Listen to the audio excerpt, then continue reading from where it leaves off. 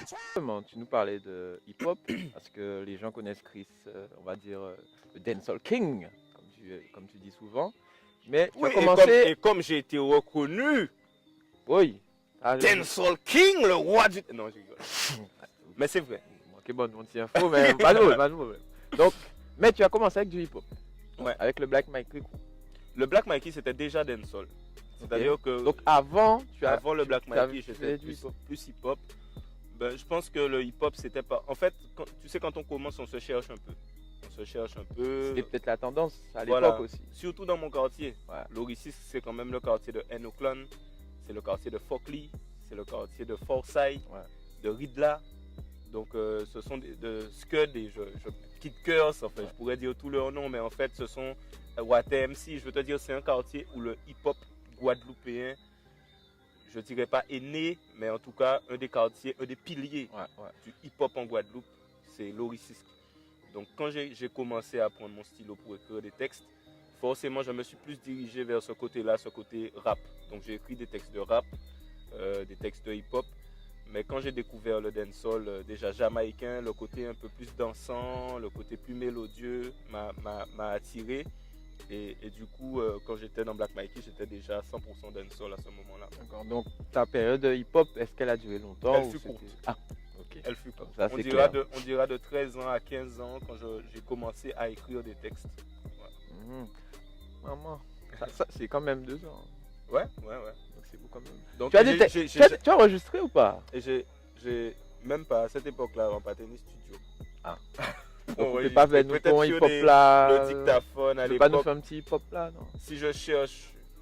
On fait quoi chiffre fait Google quoi chiffre. Ouais. Nous pouvons parler de parce que ça, faut nous parler de ça. Non, mais tout ça pour. Mais j'ai jamais lâché le hip-hop en fait. Si les gens se souviennent bien. Donc c'est vrai, bon, à ce moment-là, bien sûr, je n'étais pas connu quand j'avais 13, 14, 15 ans.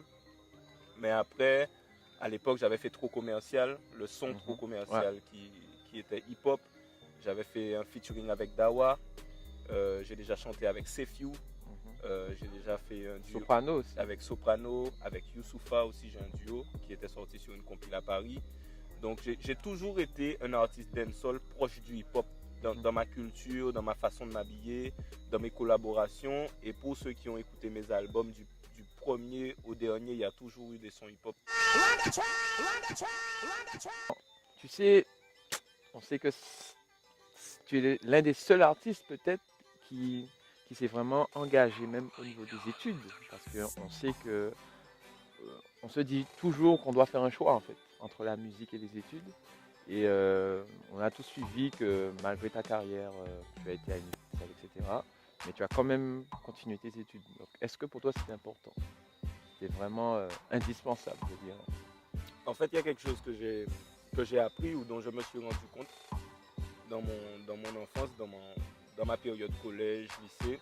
C'est que souvent mes amis qui prenaient des voix un petit peu en marge, ça allait de pair avec la déscolarisation.